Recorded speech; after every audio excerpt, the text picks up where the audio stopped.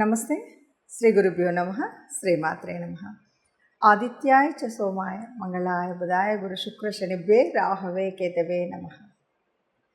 జపాకుస్మ సంకాశం కాశ్యపేయం మహాధృతిం తమౌరిం సర్వపాపగ్నం ప్రణతోస్మి దివాకరం.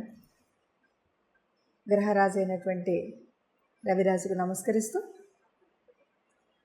మాస ఫలితాలు. ప్రతి మాసం కూడా మారుతున్నటువంటి గ్రహాలకు అనుగుణంగా మాస ఫలితాలు మారుతూ ఉంటాయి. మరి ప్రతి మాసంలో మాస ఫలితాలు చెప్పుకోవాలా అంటే తప్పనిసరిగా చెప్పుకుంటే వచ్చేటువంటి మనం తీసుకునేటువంటి నిర్ణయాలు కానీ, చేయవలసినటువంటి పనులు కానీ, ఎలా చేయాలి, ఏ ప్రణాళికలు వేసుకోవాలి, ఏవి చేయకూడదు అనేటువంటి ఒక సరి అయిన దిశా నిర్దేశనం జరుగుతుంది. కాబట్టి మనం ప్రతి మాసంలో మాస ఫలితాలు, అలాగే పక్ష ఫలితాలు, వీలును బట్టి వార ఫలితాలు ఇలా చెప్పుకోవడం అనేటువంటిది జరుగుతుంది. గ్రహాలు అనేవి నిరంతరం నిత్యం కదిలేటువంటివి. ఆ గ్రహాల యొక్క కదలిక ఏదైతే ఉందో దాన్ని మనం గోచారం అంటున్నాం. గోచారం మూలంగా అంటే జన్మజాతకంలో మనకు గ్రహస్థితి ఎలా ఉన్నా ఈ మారుతున్నటువంటి గ్రహాలు భూమి మీద ఉన్నటువంటి మానవుల మీద చూపెట్టేటువంటి ప్రభావానికి తగినట్టుగా మనం ఎలా చేసుకోవాలి, ఏం చేసుకోవాలి అని చెప్పుకోవాలి. ఆ విధంగా చూస్తే మరి ఈ మే మాసం అంటే ఏప్రిల్ 2024 మే మాసంలో గ్రహస్థితి ఎలా ఉంది, దీనికి ముందుగా అసలు గ్రహాలు ఎలా ఉన్నాయి, ఒక్కొక్క గ్రహం ఎక్కడెక్కడ ఉపస్థితిలో ఉన్నాయి ఇది కనుక చూస్తే ముందుగా మేషరాశిలో రవి ఉన్నాడు, గురువు ఉన్నాడు మొట్టమొదటి రోజు. కానీ గురువు మొదటి రోజు అంటే 1వ తారీఖు సాయంత్రం నుండి అంటే మనం 2వ తారీఖు లెక్క వేసుకున్నా కూడా గురువు వృషభంలోకి మారుతున్నాడు. మరి ఉన్నటువంటి రవి మరి 14వ తారీఖు మళ్ళీ వృషభంలోకి మారుతాడు. ఇక శుక్రుడు అక్కడే ఉంటాడు. ఇది ముందుగా మేషరాశిలో కనిపించేటువంటి రాశి గ్రహాల యొక్క కూటమి. తర్వాత కన్యలో కేతువు, ఇంకా కుంభంలో శని కనిపిస్తాడు.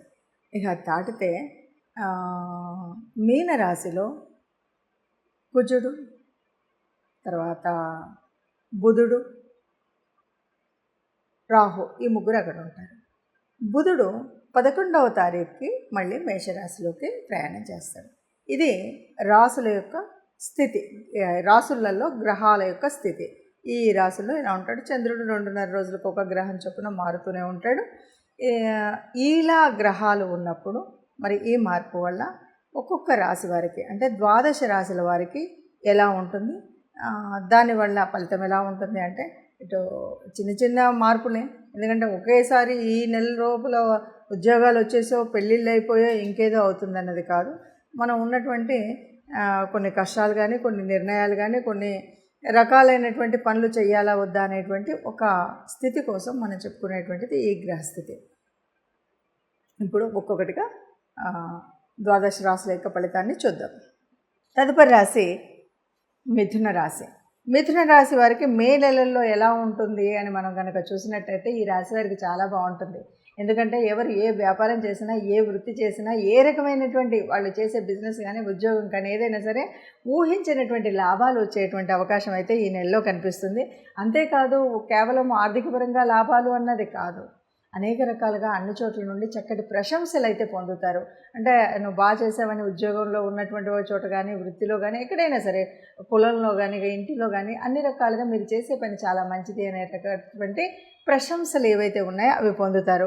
వ్యాపారము అనేటువంటిది ఎవరు ఏ వ్యాపారం చేసినా చాలా లాభదాయకంగా ఉంటుంది ఎవరికైనా సరే. అట్లాగే ఆదాయాలు పెరిగేటువంటి అవకాశాలు తొందరగా వస్తాయి. అంటే ఇప్పుడు వ్యాపారం లాభదాయకంగా ఉంది అంటే లాభాలు వస్తాయి, కానీ మనం కొత్త అవకాశాలు ఇక్కడ నుండి ఇంక ఇది వ్యాపారాన్ని ఎక్స్టెండ్ చేసి ఇట్లా చేసేటువంటి ఉంటాయి కదా, ఇలాంటి అవకాశాలు అయితే వస్తాయి. అట్లాగే ఉద్యోగం గవర్నమెంట్, ప్రైవేటు చేస్తున్నారంటే వీళ్ళకి పదోన్నతి, పదవిలో ఉన్న స్థితి నుండి ఉన్నత స్థితి అంటారు కదా, అలా పెరిగేటువంటిది. అలా కాదు, మేము రాజకీయంలో ఉన్నాం, మాకు పదవి లేదు అంటే ఈ నేతలు ఎవరైతే ఉన్నారో వీళ్ళందరికీ కూడా కొద్దిగా ఆనందంగా ఉండేలాగా ఉంటుంది. అట్లాగే ఎవరు ఏ పని చేసినా వాళ్ళకి వేతనాలు, జీతాలు అయితే చక్కగా పెరిగేటువంటి అవకాశం కూడా ఉంది. ఓవరాల్గా చెప్పాలంటే ఈ రాశి వారికి ఈ నెలంతా కూడా చక్కగా ఆర్థికంగా, ఆరోగ్యపరంగా, ఆనందదాయకంగా ఉంటుంది అని చెప్పచ్చు. మరి గ్రహాల స్థితిని బట్టి మనం ఈ రాశి ఫలితాలను చెప్పాము. ఇలా రాశి ఫలితాలు ఉండడం అనేది అందరికీ ఇలాగే ఉంటుందా, అందరికీ ఇలాగే జరుగుతుందా అంటే మీరు చెప్పారు కానీ మీరు చెప్పినటువంటి ప్రమాదం జరగలేదు, లేదా మీరు చెప్పినటువంటి మీరు అన్నటువంటి అదృష్టం కలగలేదు, ఇలాంటి అనుమానాలు చాలామందికి వస్తాయి.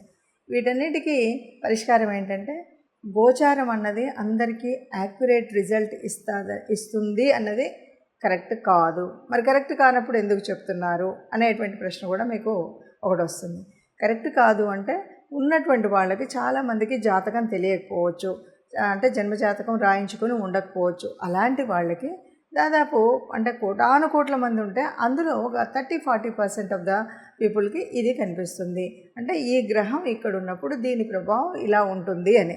ఎప్పుడు ఈ జన్మజాతకంలో ఉన్నటువంటి గ్రహాలు పూర్తిగా మంచి చేసే విధంగా ఉన్నాయా, యోగించే ఉన్నాయా, యోగించని ఉన్నాయా అన్నదాన్ని బట్టి ఉంటాయి. అంటే గ్రహాల స్థితి, యుతి, వాటి యొక్క దృష్టి ఇవన్నీ కూడా ఇప్పుడు మారుతున్నటువంటి గ్రహాలే కాదు, జన్మజాతక కుండలిలో ఉన్నటువంటి ఆ దృష్టిని బట్టి, ఆ యుతిని బట్టి, ఆ యోగించే గ్రహాలను బట్టి ఉంటుంది. వీటితో పాటు దశ, అంతర్దశలు, జరుగుతున్నటువంటి దశలేంటి, అంతర్దశలేంటి, ఇవి ఇప్పుడు మనకు యోగించేవా కావా, వీటన్నింటిని బట్టి ఫలితం ఉంటుంది. కాబట్టి సహజంగా ఏదైనా సరే పూర్తి మనకు జీవితంలో ఎలా ఉంటుంది అని తెలుసుకోవాలి. లేదు ఈ నెలలో ఒక చిన్న పని చేయాలి, చిన్నది ఆరంభించాలి అంటే ఇలా చూస్తే సరిపోతుంది. అలా కాదు, మాకు మా జన్మరీత్యా ఉన్నటువంటి దాని ప్రకారంగా నాకు నేను ఎప్పుడు పుట్టానో తెలుసు, date of birth, place of birth, time of birth తెలుస్తుంది అనుకుంటే మీకు నచ్చినటువంటి జ్యోతిష్యుల ద్వారా మీ యొక్క జన్మకుండలిని వేయించుకున్నట్టయితే మీ యొక్క పూర్తి జ్యోతిష్యం అనేది తెలుస్తుంది. దానివల్ల ఏ వయసులో, ఎలాంటి వయసులో ఎలాంటి ఉన్నతి ఉంటుంది, ఎలా ఉంటుంది, సంతానం ద్వారా ఎలా ఉంటుంది, సంతానం ఎలా ఉంటుంది, ఇవన్నీ విషయాలు తెలుస్తాయి. అలాగే ఫైనాన్షియల్గా కానీ, ఉద్యోగరీత్యా కానీ, వచ్చేటువంటి భార్య ద్వారా కానీ ఇవన్నీ కూడా మనకు పూర్తిగా మీ జన్మజాతకంలో మీకున్నటువంటి అంటే మీరు పుట్టిన సమయం ఇవన్నీ పూర్తిగా తెలిసినట్టయితే మీకు తెలిసినటువంటి జ్యోతిష్యుల ద్వారా ఇది పూర్తిగా మీరు సమన్వయం చేసుకున్నట్టయితే సరిగ్గా ఉంటుంది అని చెప్పవచ్చు. సర్వే జన సుఖినో భవంతు. నమస్తే.